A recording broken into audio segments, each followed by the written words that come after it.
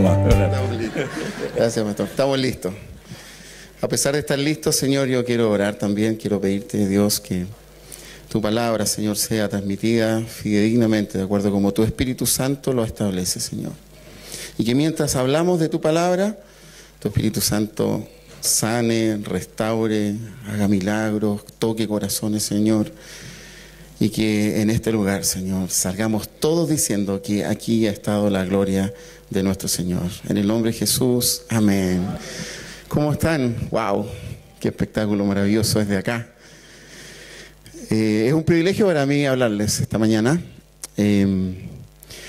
Y quiero, la prédica se llama Una buena lista de peticiones. Es una buena lista de peticiones. Esto de pedir es un proceso recurrente del ser humano. ¿Se ha fijado usted las noticias? Bueno, la semana pasada hubo harta convulsión con petitorios y una serie de cosas. Y hace un par de semanas atrás también hubo un episodio que fue bastante importante. Un grupo de trabajadores de una gran línea aérea, ¿cierto?, hicieron un pliego de peticiones. Bueno, y la línea aérea tuvo que responder a ese pliego de peticiones. Y no anduvieron muy sintonizados, que digamos, y se demoró bastante. Fue un tema de conflicto. Esto de pedir es algo nativo nuestro. Lo llevamos de manera inherente en todo ámbito de cosas.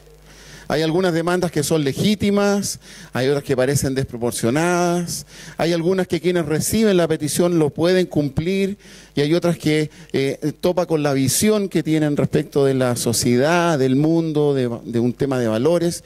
Pero este es un proceso súper natural del ser humano, pedir y esperar respuesta. Hace unas semanas escuchamos también aquí en este lugar las palabras de Tomás Ricard cuando nos hablaba de la importancia de la oración y la oración como una manifestación de una profunda relación de un hijo de Dios con su Padre. La semana pasada, recién Sonita, que está presente ahí, nos exhortaba a la capacidad que debemos que tener los hijos de Dios de escuchar la voz de Dios. Ella nos hacía una pregunta muy desafiante: ¿qué voz estamos escuchando? Y eso es súper relevante en nuestras vidas. Y yo les quiero invitar en esta mañana a extender o a complementar aquellas dos enseñanzas poderosas, entendiendo lo que Cristo nos dice. Lo primero que les quiero resaltar es que pedir está permitido. Amén. Amén. Pedir está permitido. Se puede, no hay problema, es un alivio para nosotros, lo acabamos de hacer. Hemos pedido a Dios por nuestras necesidades. Jesús nos dice, lo leímos recién en Mateo, pidan y se les dará. Y no solo nos dice eso, afirma luego, porque todo el que pide, recibe. Es un derecho.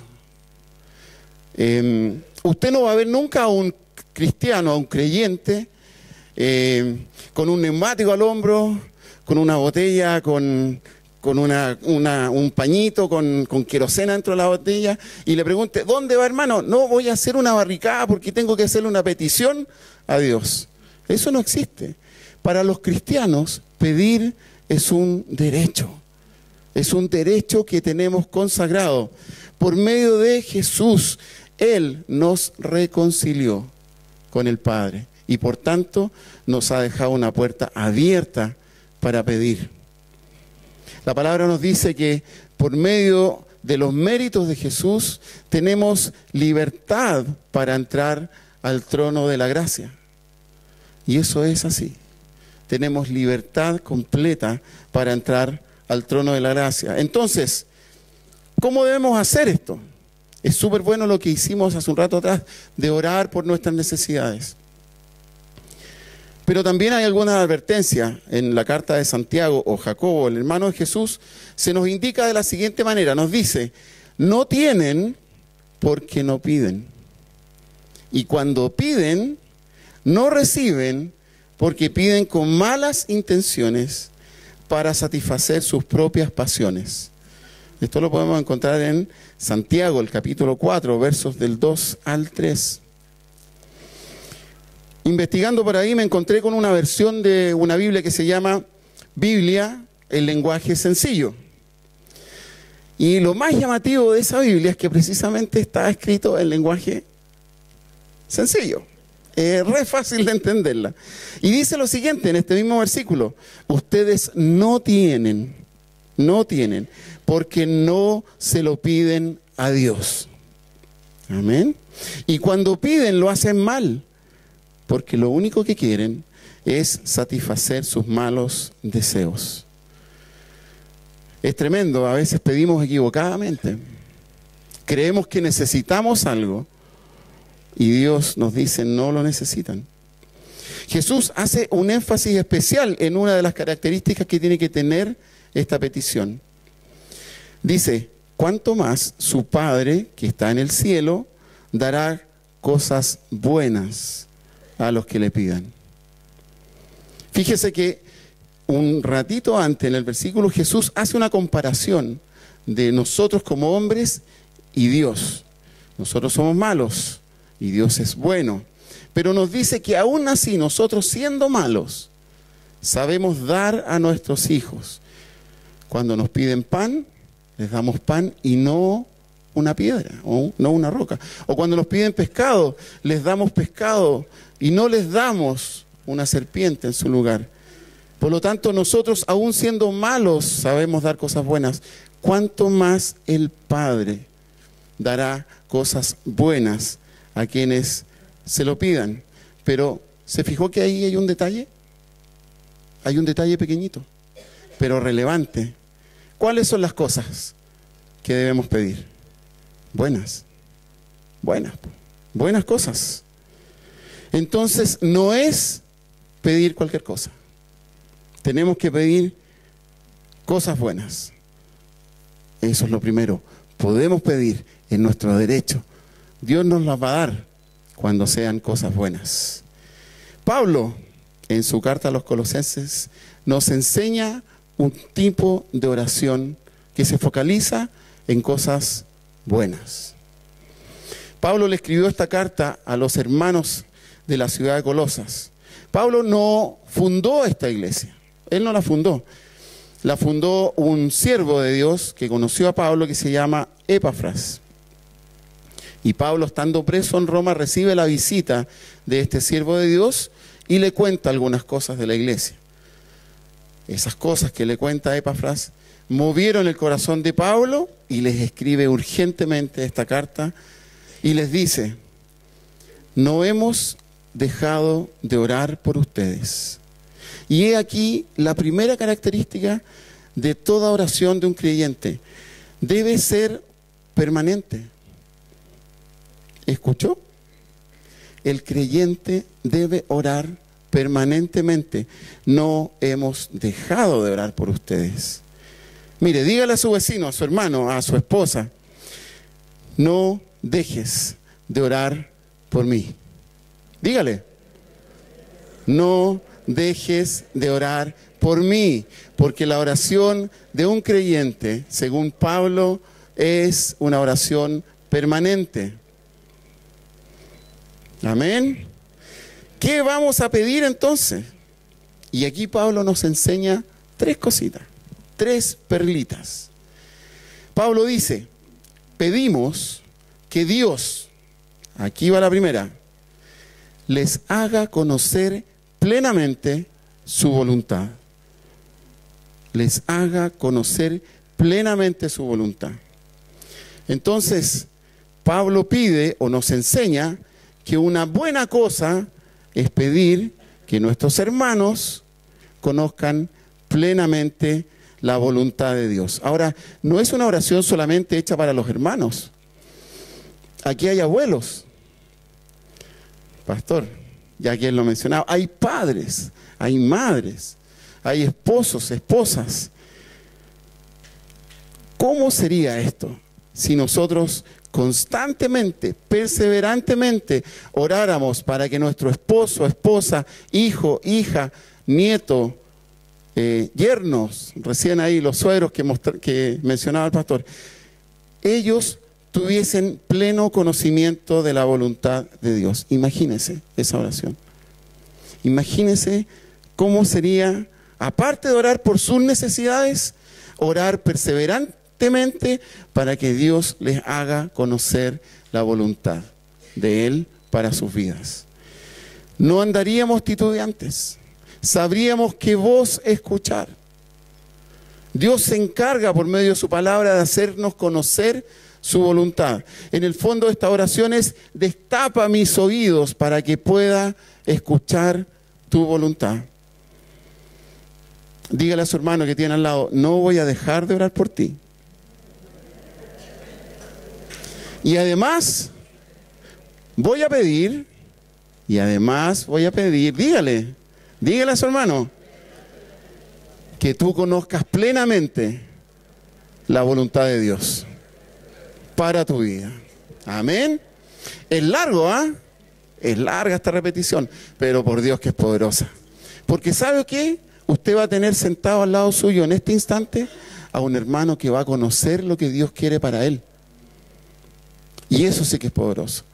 Ya no vamos a tener un hermano insípido ahí al lado que está titubeante respecto de su vida, sino que vamos a tener un hermano sentado al lado que por medio de nuestra oración, porque es una cosa buena la que le estamos pidiendo a Dios, Él va a poder conocer la voluntad del Padre para su vida. Imagínese usted que ese hermano tenga hoy o esta semana que empieza que tomar una decisión relevante para su vida.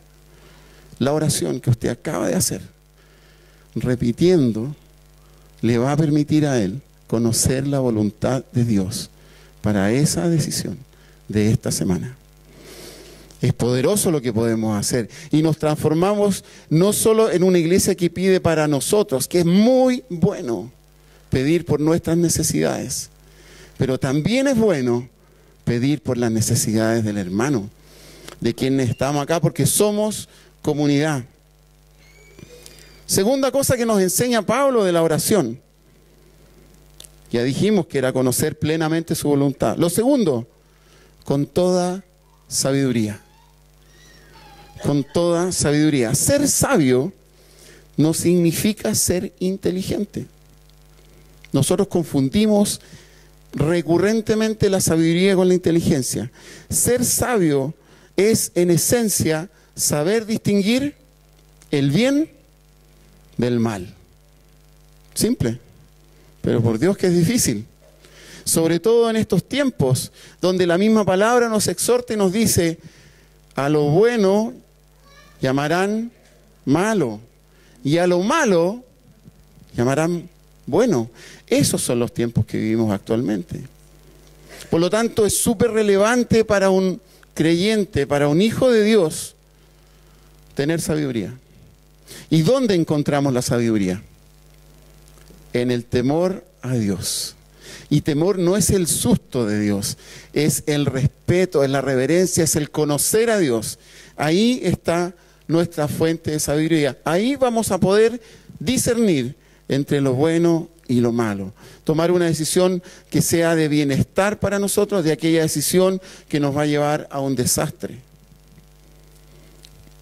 Primero, entonces, ¿cierto? Que conozcan plenamente la voluntad de Dios con toda sabiduría. Y lo tercero que nos enseña Pablo es que sea con comprensión espiritual. La Biblia Reina Valera, que es otra versión, dice inteligencia espiritual. Esta misma palabra, comprensión espiritual, la Reina Valera la expone como inteligencia espiritual. ¿Sabía usted que así como hay inteligencia intelectual, inteligencia emocional, inteligencia social, hay inteligencia espiritual? ¿En qué consiste la inteligencia espiritual? En distinguir aquello que está detrás de las cosas que nos están pasando.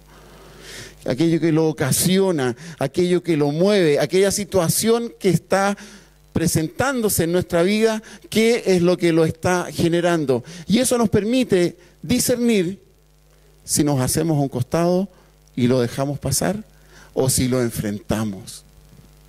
Y si lo enfrentamos conociendo y discerniendo, teniendo discernimiento intelectual, espiritual de la situación que estamos viviendo, nosotros la podemos combatir y la podemos vencer, porque en Cristo somos más que vencedores.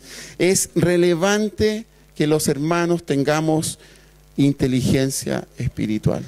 Entonces aquí Pablo nos está enseñando 3 características de una lista de buenas peticiones que podemos hacer. Conocer plenamente la voluntad de Dios, con toda sabiduría y con comprensión o inteligencia espiritual. Imagínese usted que esta sea una iglesia con esas características. Si ya somos power, esta es una iglesia power. Imagínese qué tan power sería esta iglesia si efectivamente todos conociésemos la voluntad de Dios para nuestras vidas. Y lo hiciésemos con toda sabiduría. Y no solo con toda sabiduría, sino que con toda inteligencia espiritual. Las situaciones que estaríamos viviendo como hermanos estarían por debajo de nuestros pies. Eso no significa que no vamos a tener dificultades, pero vamos a saber enfrentarlas, porque conocemos plenamente la voluntad de Dios. Lo conocemos con toda sabiduría y con toda inteligencia espiritual. Somos vencedores. Esta es una oración que Pablo hizo por esa iglesia. Esta es una lista de buenas peticiones. Esta es una lista que yo los exhorto a que usted la tenga en su oración cotidiana y perseverante. Está súper bien que ore por sus necesidades, pero lo quiero desafiar a que en su lista de peticiones de todos los días coloque esta oración por todos los que estamos aquí. Usted ore por usted por ella, y así, uno a uno, orando por cada uno de nosotros, para que tengamos pleno conocimiento de la voluntad de Dios, con toda sabiduría y con toda comprensión espiritual. ¿Quién puede darnos todo esto? Yo me metí a investigar en varias versiones de Biblias y encontré una que es la Biblia de Jerusalén, que dicho sea de paso es una Biblia que se usa mucho en la Iglesia Católica.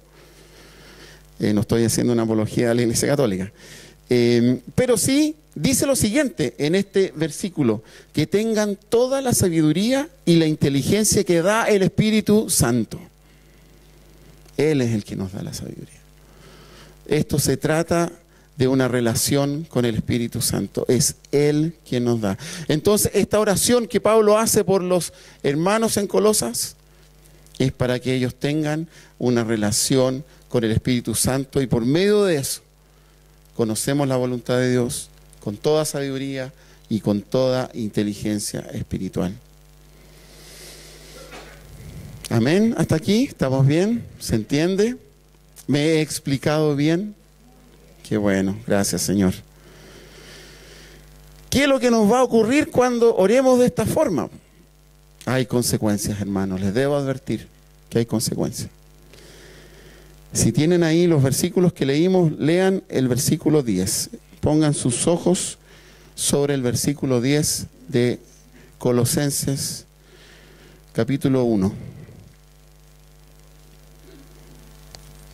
Hay consecuencias, pues, querido hermano. Lamentablemente hay consecuencias. No, eso es broma.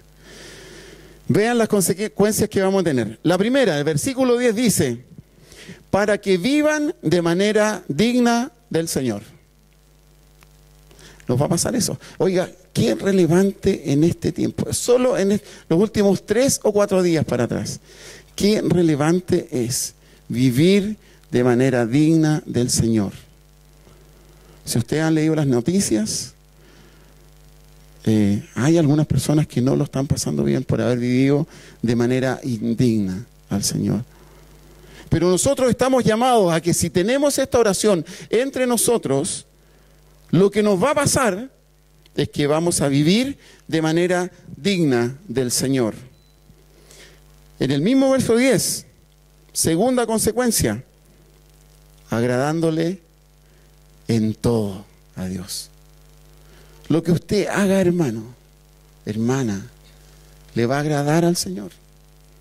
El Señor se va a agradar de lo que usted está haciendo, producto de haber orado para que alguien oró por usted, para que usted conozca la voluntad de Dios, para que usted esté con toda sabiduría y con inteligencia espiritual. Usted va a vivir de manera digna del Señor, agradándole en todo. Y no queda ahí solamente. La palabra nos dice que esto implica dar fruto en toda buena obra. Fíjese, su vida va a ser una vida de fruto. ¿Les puedo hacer una pregunta? Por supuesto, tengo el micrófono. Puedo hacerlo. ¿Para quién creen ustedes que es el fruto? Su fruto, ¿para quién es? No es para usted. Es para Dios. ¿Y quién se beneficia de ese fruto? El hermano que tiene al lado. ¿Sí o no? El árbol no se come el fruto. Se lo come alguien. Entonces, cuando estamos en una comunidad que sus integrantes dan fruto, los primeros en beneficiarse de ese fruto, precisamente somos nosotros mismos. Entonces, cuando yo oro por la hermana que está aquí y ella da fruto, puedo tomar de ese fruto y puedo crecer. Entonces, tengamos la perspectiva, si esta iglesia ora para que tengamos conocimiento de la voluntad de Dios, para que lo tengamos con toda sabiduría y con inteligencia espiritual, nos vamos a llenar de fruto unos con otros y vamos a poder compartir el fruto, buen fruto. Distingamos el fruto del jugo. Fruto, buen fruto. Y como alguna vez Gabriel dijo, un fruto dulce, no el amargo. Un fruto dulce.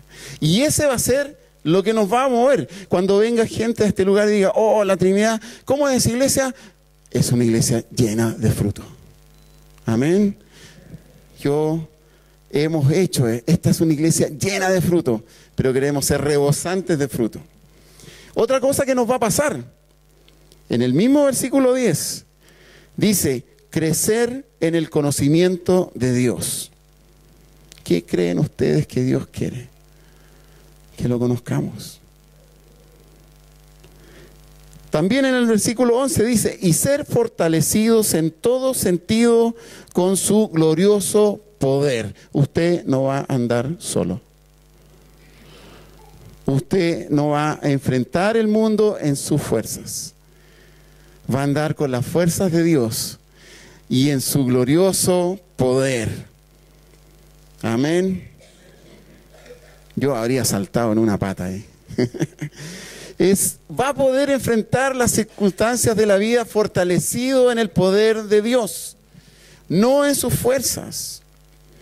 En el mismo versículo 11 dice, y así perseverarán con paciencia en toda situación. Todo lo vamos a poder en Cristo porque Él nos fortalece.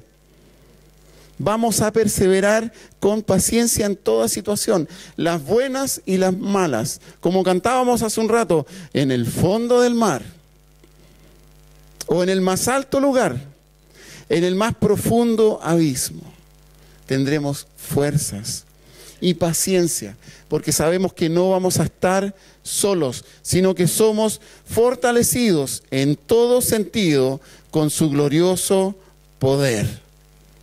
La vida cristiana no es una vida de dulces solamente, también tiene agraz. Pero lo que no tiene la vida cristiana es abandono de parte de Dios. Dios no nos deja, Él no nos abandona. Él prometió estar con nosotros hasta el fin de los días. Y pasando esas situaciones, con toda paciencia, vamos a terminar como dice en el versículo 12, dando gracias con alegría al Padre. Vamos a poder disfrutar el gozo y la alegría. Vamos a dar gracias. ¿Cuándo da gracias uno? Cuando las cosas que pedimos las recibimos, ¿o no? Claro. Entonces, lo que pidamos a Dios, nuestras necesidades, Dios nos va a ayudar a llevarlas. Va a quitar todo lo que no necesitamos, pero va a poner delante de nosotros aquello que nos saca adelante y que nos hace crecer y nos hace madurar. Y les vuelvo a recordar lo que Jesús dijo en Mateo: pues si ustedes, aun siendo malos, saben dar cosas buenas a sus hijos, ¿cuánto más su Padre que está en los cielos dará cosas buenas a los que le pidan? ¿Cuántos creen? Esto no le gusta al pastor, pero igual lo voy a preguntar. ¿Cuántos creen que pedir esto es bueno? Que pedir, conocer plenamente la voluntad de Dios es bueno. Y pedirlo, que ese conocimiento sea con toda sabiduría. Y pedir que tengamos conocimiento e inteligencia espiritual. Eso nos va a cambiar, hermanos. Es muy bueno pedir por nuestras necesidades, pero es mucho mejor orar por los hermanos y orar entre todos. En algún lugar va a haber alguien que va a orar por mí, alguien va a orar por usted, alguien va a orar por las necesidades de todos. Pero pidamos conocer plenamente la voluntad de Dios. Les quiero recordar, para finalizar, quién es nuestro Padre. Nuestro Padre, Dios, dice Pablo, Él los ha facultado a ustedes, a todos nosotros, para participar de la herencia de los santos en el reino de la luz. Él nos libró del dominio de la oscuridad y nos trasladó al reino de su amado Hijo. Esa es su posición. Y desde esa posición usted pide cosas buenas. Y desde esa posición el Señor responde. Porque en su amado Hijo tenemos redención y tenemos el perdón de pecados. Entonces, claro que debemos pedir. Claro que debemos pedir. Hagámoslo sin temor. Pidamos conocer la voluntad de Dios.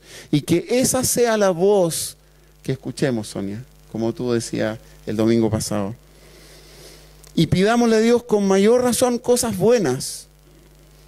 Conocer su voluntad, con toda sabiduría, con toda inteligencia espiritual, que proviene desde el Espíritu Santo. Dios oirá nuestra oración y nos dará esas cosas que pedimos. Y vamos a vivir parados en las consecuencias de esa oración, viviendo de manera digna, que agrada al Señor, agradándole en todo, dando fruto en toda buena obra, creciendo en el conocimiento de Dios, siendo fortalecidos en todo sentido con su glorioso poder, perseverando con paciencia en toda situación y dando gracias con gozo a Dios nuestro Padre. Amén. Amén. Oremos, hermanos. Señor, gracias, Señor. Gracias, Señor. Te damos gracias, Padre amado, porque tu palabra nos enseña, Señor. Nos enseña cómo vivir. Esto no se trata, Señor, de una religión. Se trata de la vida con ritmo, Señor, tal como sonaba ese piano, Señor. Se trata de una vida con ritmo en ti, Señor, en tus propósitos.